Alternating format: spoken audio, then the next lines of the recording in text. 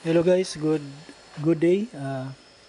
Ito guys, ginamit ko na SCR or silicone controlled rectifier. So hindi na siya masusunog. Ano mo bakit? Kasi ginamitan ko ng ganito. Yan. Nakalagay sa 150 volts lang. Kasi pag ilagay mo sa normal, halimbawa hindi ka gumagamit ng ganyan, sunog agad ito, no? Mabilis masunog kasi 1500 watts kasi ito eh.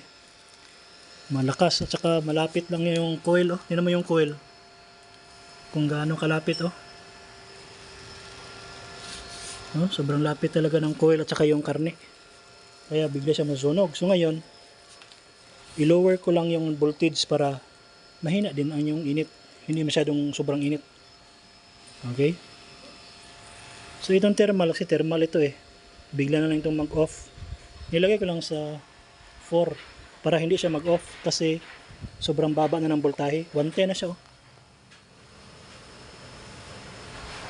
110. So pwede mo siyang iwan. Ito iniwan ko lang naman to. Iwan ko siya para pagbalik ko, ganito na siya. Okay. So ang ano nito guys, ang principle nito is ibaba mo lang yung voltahe.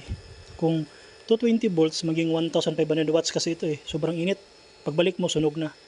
5 minutes sunog na siya, no? Kasi sobrang lapit din.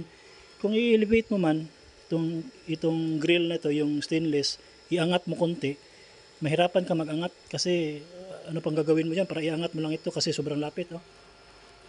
So ang ginawa ko na lang is bumili na lang ako ng SCR silicone controlled rectifier na 400 watts ito.